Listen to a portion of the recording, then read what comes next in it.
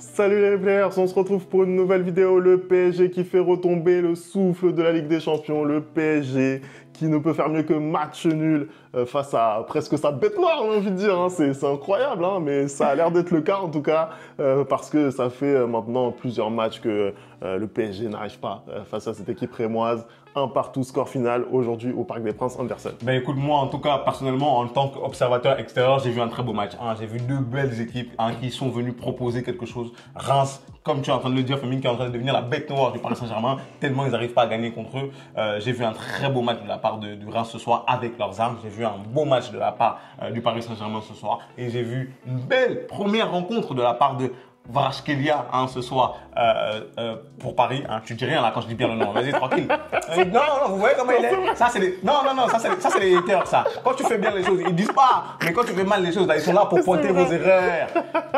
Vous voyez, vos amis sont proches, mais vos ennemis sont encore plus proches.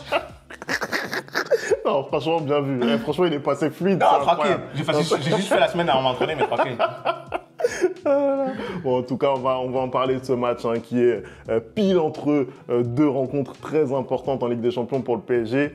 On va en parler puisque justement, il y a ce contexte bien particulier. Il y a aussi cette première de Kvara. On n'oublie pas de s'abonner, on n'oublie pas de liker et on envoie le générique. C'est parti!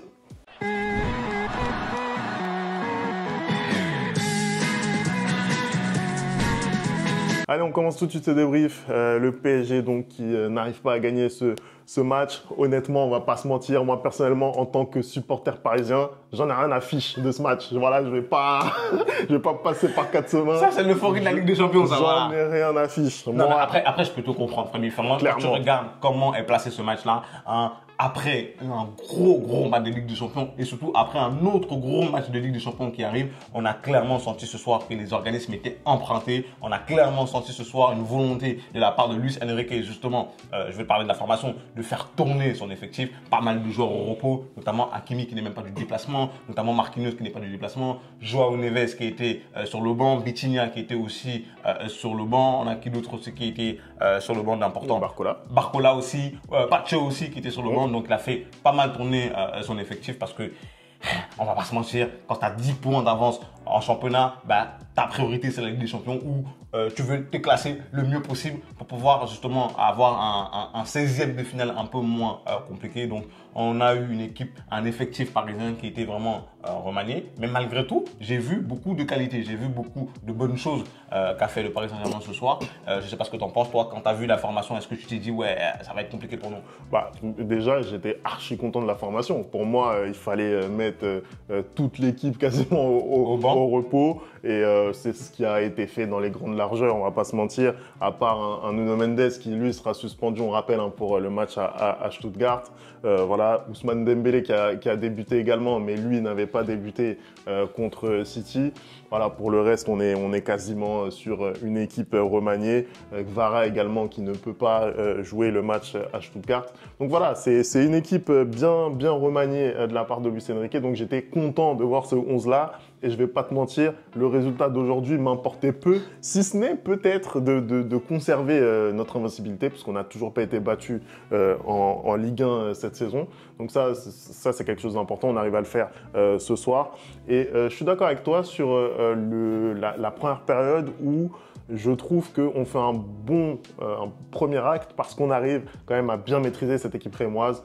Voilà, elle ne se montre pas dangereuse. Et quand on se souvient du match aller au stade Opus Delaune, où ça avait été très compliqué pour nous, on a dû revenir au score et où on a égalisé par Dembélé déjà à l'époque, voilà, là on est quand même content de maîtriser cette équipe rémoise. On rappelle que là, sur les 6 derniers matchs, il y a eu une seule victoire seulement parisienne. C'est incroyable. On a vraiment du mal face à cette équipe de Reims. Mais sur la première mi-temps, la chose qui m'a gêné, encore une fois, c'est un mal chronique, on le rappelle, c'est le manque d'occasion créée. Encore une fois de plus. Je te voyais venir. Non, je suis désolé, tu ne peux pas me dire ça. Tu peux pas me dire ça. Mais là, en fait, ça se traduit en chiffres. Parce que Reims a plus d'XG que nous sur la première mi-temps. Et en plus, l'impression visuelle, encore une fois, c'est qu'on a énormément de mal à être dangereux. Non, mais regarde, là, je suis pas d'accord avec toi parce que d'habitude, je peux l'entendre dans le sens où il n'y a pas des grosses occasions. Cette première mi-temps, il y a eu des grosses occasions, notamment Désiré Doué, notamment Dembélé. C'est juste Yehvan Diouf qui fait une excellente première mi-temps. Je suis désolé, il fait une très très très bonne première mi-temps. En deuxième mi-temps, c'est la même chose. Je trouve que, en fait, ils ont, Paris Saint-Germain, à des occasions, énormément de situations qui se transforment en occasions. Sauf qu'en face, t'as pas non plus un plot. T'as un très très bon gardien qui a arrêté à de nombreuses reprises des ballons, en fait. Que ce soit face à, comme je l'ai dit, à Dembélé, que ce soit face à, comment il s'appelle, Ramos, que ce soit contre Doué, il a fait son taf. Donc tu peux pas me dire qu'il y a un manque cruel d'occasions. C'est pas vrai, Femi. C'est pas vrai. Les occasions sont là. C'est juste qu'il y a un manque d'efficacité. C'est différent. Moi, je te dis que sur la première période, et encore, je trouve qu'on termine mieux que ce qu'on commence. Je te dis que sur la première période, on a peu d'occasions. C'est factuel. Après, je te dis pas qu'on n'aurait pas pu marquer sur une de nos occasions, mais aujourd'hui, sur la première mi-temps, Reims a autant d'occasions que le PSG. Là, je regarde, il y a deux grosses occasions. Deux grosses occasions pour le Paris Saint-Germain, une pour Reims. Aujourd'hui, le PSG n'arrive pas à générer. Et quand tu es le PSG, quand tu vois la deuxième mi-temps que tu as été capable de faire contre City et ce que tu proposes aujourd'hui, c'est insuffisant, tu vois. Après, encore une fois, on va pas tout mettre à la poubelle. On a une équipe bien remaniée. On a un match très important. Il faut pas le perdre de vue parce que ça va vraiment être celui-là, le match important contre Stuttgart. Je sais tout ça, tu vois. Je l'ai en tête. Mais factuellement, si j'analyse la prestation d'aujourd'hui, pour moi, c'est insuffisant, tu vois. Après, voilà, il y a beaucoup de choses à dire. C'était le premier match de Kvara aujourd'hui. Il fait une prestation, voilà, qui est pas exceptionnelle, mais c'est une bonne prestation. Voilà, il se met en jambes. On sent qu'il a voulu un petit peu régaler le public avec certains dribbles. On voit aussi que il voulait peut-être marquer directement dès sa première. Il y a eu certains choix qui il fait une passe décisive dès sa première. Mais il y a, tu l'as dit, ce fait marquant, c'est cette passe décisive en tout début de deuxième période qui permet à Dembélé de marquer déjà 11 buts en championnat. Ah non, mais vraiment, le gars est concentré. C'est incroyable.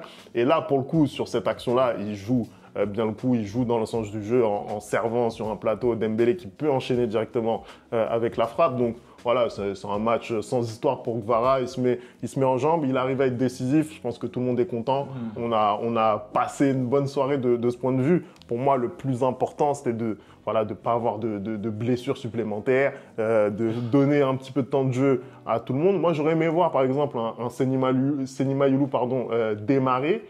Ça n'a pas été le cas, il a terminé le match, mais voilà, globalement, on est content. C'est normal, il a fait justement, tu parles des prestations individuelles, là on va continuer là-dessus. Il a fait plutôt démarrer Gonzalo Ramos qui ne titularise pas habituellement. Moi j'ai été, personnellement, ce soir j'étais un peu déçu de la prestation de Gonzalo Ramos. Je sais pas ce que tu penses, j'ai trouvé qu'il aurait pu faire mieux et même à un moment il a cette occasion-là où il force un peu Diouf à faire l'arrêt alors que en tant que numéro 9, tu dois pas le jouer comme ça. Je sais pas, j'ai trouvé qu'il avait super mal joué l'action. Et puis même de manière générale dans le match, j'ai trouvé qu'il pesait pas vraiment. Alors que moi, je suis là depuis longtemps à militer justement pour qu'il soit titulaire quand Randal Colomoni n'était pas efficace. D'ailleurs, Randal Colomoni qui a marqué dans ce premier match à la Juventus, un Femi. Non, mais vas-y, non, mais moi, j'en parle pas. Tu vois ce que je veux dire? Bref, donc, il m'a un peu déçu. J'ai trouvé que de manière générale, sa prestation globale n'était pas bonne. Mais l'autre joueur qui, par contre, moi, est en train de plus en plus m'impressionner, c'est Doué. Vraiment, je trouve que pour le coup, Désiré Doué, ses matchs le contenu de ces matchs, en tout cas, sont très, très, très qualitatifs. C'est-à-dire que même quand le Paris Saint-Germain a du mal, lui, il arrive à se procurer des occasions. Lui, c'est à chaque fois le détonateur, un peu comme un Dembélé de cette équipe-là, où il n'hésite pas, en fait. Il joue avec du caractère. C'est-à-dire qu'il n'hésite pas à prendre la frappe quand il faut prendre la frappe. Il n'hésite pas à décrocher pour essayer de construire. Il se montre de plus en plus dangereux, surtout qu'aujourd'hui, il n'était pas dans un rôle d'attaquant, mais plutôt dans un rôle de milieu de terrain. Comme ça a été les dernières sorties avec Luis Enrique, il était plutôt soit à droite, soit au milieu en fond numéro 9. Là, il était un peu plus en dessous sur le terrain. Et malgré tout, tu vois quand même que le contenu de son match est très très bon. Donc j'espère pour lui qu'il va pouvoir continuer et enchaîner sur ces type de prestation-là, ça va forcer peut-être Luis Enrique à revoir sa rotation. En tout cas, j'estime qu'aujourd'hui, il est passé devant tout ce qui est Kangin, devant tout ce qui est Asensio dans l'effectif. Et je pense même que peut-être il est en train de passer devant Barcola. Hein, je ne sais pas encore pour l'instant, même si lui, il aime beaucoup Barcola. Mais en tout cas, ce soir, j'ai trouvé que sur la ligne d'attaque avec Dembélé, c'était le plus fort. Voilà. Non, je suis d'accord avec toi. Je partage ton analyse aussi bien sur Désiré Doué que sur Ramos. Pour revenir sur la presta de Ramos, oui, c'est une presta qui est décevante dans la lignée de ses prestas à chaque fois qu'il est titularisé. Et c'est vraiment incroyable de voir que quand il est titularisé, il n'arrive pas à peser. Moi, personnellement, je trouve qu'aujourd'hui, c'est peut-être pas sa pire presta en tant que titulaire. Mais ça reste compliqué pour lui. Pour moi, c'est insuffisant. Tu as parlé des occasions qui ne sont pas super bien jouées, etc. Il a du mal à peser. Donc oui, c'est compliqué. Et vraiment, je ne sais pas si Gonzalo Ramos pourra un jour récupérer une place de titulaire dans une équipe de Luis Enrique. On ne va pas se mentir. Là, aujourd'hui, vraiment, je pense qu'il doit un petit peu regretter son transfert au PSG parce que je pense qu'il arrivait avec ce statut de grand numéro 9, indéboulonnable. Et aujourd'hui, il se rend compte que l'horizon est bouché, que ça va être très compliqué d'avoir un rôle plus important que celui d'un joker, tu vois. Qui plus est, en sachant qu'il est efficace en tant que joker. Donc ça donne raison à Luis Enrique. Et ça va être compliqué de le voir autrement. Après, sur Désiré Doué, là aussi, je suis d'accord avec toi. C'est la révélation. Là, depuis 2 mois maintenant, il est vraiment le Désiré Doué qu'on a connu à Rennes, c'est-à-dire avec une capacité à éliminer qui est incroyable. Sincèrement, il a du feu dans les jambes. La facilité technique qu'il a, c'est quand même assez impressionnant. Et puis, il y a aussi cette frappe de balle. Je suis désolé, à chaque fois, très bonne frappe. À chaque fois que ça part, tu vois, c'est dangereux. On l'a vu cette semaine contre City. C'est vraiment incroyable ce qu'il fait de ce point de vue. Donc, tu ajoutes toutes ces qualités à sa polyvalence, ça fait un Désiré Doué qui va accumuler de plus en plus de minutes. Il est capable de jouer un petit peu partout, dans différents registres. Aujourd'hui, c'était dans le milieu à 3. Il fait encore une presta très solide. Donc, pour moi, c'est du monde Désiré Doué. Et c'est quelque chose que je pense que Luis Enrique aime beaucoup. Hein, ce type de joueurs qui sont un peu polyvalents, qui peuvent s'adapter au système de jeu et qui peuvent un peu aller combler quand il y a certains joueurs qui manquent. Donc, je pense que Désiré Doué, pour le coup, plus la saison va avancer et plus il va avoir des minutes et j'espère qu'il sera au niveau pour pouvoir continuer de jouer dans cette équipe-là. Le point négatif de la soirée féminine, c'est quand même que Paris marque, Paris ouvre le score, mais petit à petit, il se relâche et du coup, Reims arrive à marquer ce but d'égalisation en toi. Est-ce que toi, tu le vois comme une équipe qui essaie un peu de gérer la fin de match et c'est pas très alarmant, ou est-ce que tu vois quand même des prémices de quelque chose qui peut être un peu plus dangereux? Je voyais passer la stat là sur Twitter de la part de Jamel, le fameux insider, qui nous expliquait que le PSG n'a pas gagné en Ligue 1 depuis novembre sans encaisser un but. C'est quand même dramatique et ce soir, c'en est encore l'illustration. Déjà, on ne gagne pas et surtout, on prend un but. On a vraiment un mal chronique en fait à ne pas prendre de but et notamment en Ligue 1. Donc ça me dérange un petit peu. Sur ce match-là, je suis assez déçu en fait de la deuxième période dans sa globalité. Je trouve qu'on est bien rentré dans cette deuxième mi-temps et tu arrives à obtenir l'ouverture du score et en fait, tu t'auto-flagelles. En fait, je comprends pas. Surtout que quand tu regardes l'action du but, franchement, c'est de la transition et en 3-4 passes, Reims, ils se retrouvent en face au but et ils te punissent, mais tu as l'impression que Reims, ils sont en train de jouer contre des poussins en face. Il ne se passe absolument rien de la part de la défense du Paris Saint-Germain. Ouais, je pense que déjà, là-dessus, Warren, il est en retard, il est un petit peu aux fraises. Et puis même, la façon de défendre de Beraldo, notamment là-dessus, je trouve que c'est limite, c'est vraiment limite. Donc ce but, il est dérangeant. Très dérangeant. Ça ne doit pas faire occulter aussi le match quand même de Nakamura sur le fond de l'attaque a été très bon, vraiment aujourd'hui. Lui, Ito aussi, j'ai trouvé qu'ils ont énormément pesé sur cette défense parisienne. Ils ont été très remuants. Il y a aussi, comment il s'appelle, Oumar Diakité, malheureusement, lui, que j'ai trouvé un peu en retrait par rapport aux deux autres quand même. Mais sinon, de manière générale, l'équipe de Reims, j'ai trouvé qu'ils avaient posé. À chaque fois qu'ils montaient, à chaque fois qu'ils attaquaient, je trouvais qu'ils posaient énormément de problèmes au Paris Saint-Germain. Bien sûr, c'est une bonne équipe qui est malgré tout mal payée. mal classé aussi, on va pas se mentir, qui joue cette saison le maintien, alors que sous les années Will Steele, c'était différent. Mais oui, ils ont vraiment mis en difficulté les Parisiens. Et ouais, globalement, cette deuxième mi-temps, elle me laisse un petit goût amer. Je trouve que même les entrées en jeu n'ont pas permis vraiment d'inverser la tendance, que ce soit un Barcola. Bon, on va pas parler d'Asensio, parce qu'Asensio, j'ai même été surpris de le voir rentrer. Vraiment, j'avais oublié le gars, en fait. Je savais plus où il était, mais le gars est bel et bien là. Donc voilà, il est rentré lui aussi. Mais ouais, globalement, déçu de cette deuxième période. J'ai pas envie de suranalyser. Voilà, encore une fois, moi, je suis focus sur ce qui va se passer mercredi. On doit absolument aller chercher la qualification.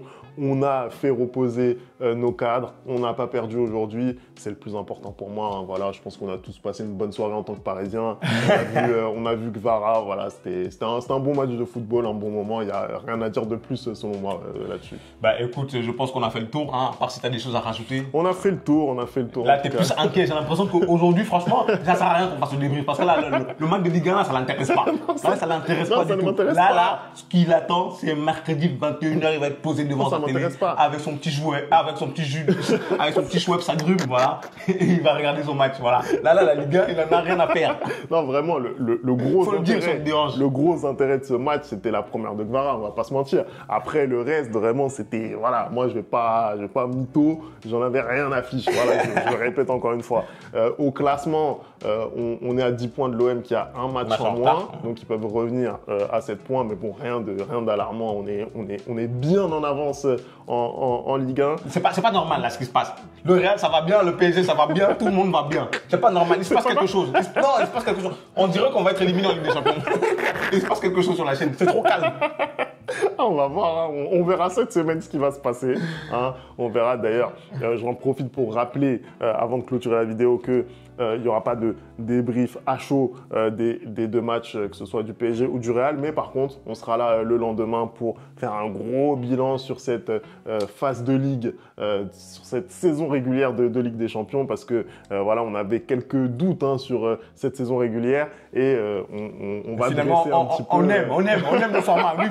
On aime le format. Le Real 16e de Ligue des Champions, j'aurais jamais cru. Donc ça va être intéressant. On va revenir là-dessus en long et en large sur les parcours et du PSG et du Real Madrid. Donc restez connectés. Merci d'avoir regardé cette vidéo. On n'oublie pas hein, les bonnes habitudes @replayfoot et on se retrouve très vite pour une nouvelle vidéo. Ciao.